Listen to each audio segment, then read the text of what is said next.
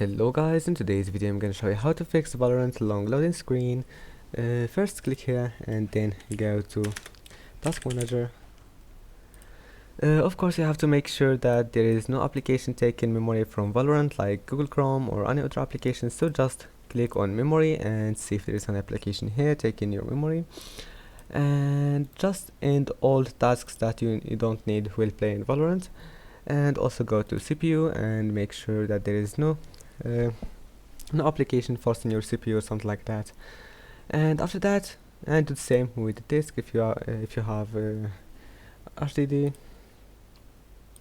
And now go here and type service. This one for HDD users. Now scroll down until you find wait, where is it? This one.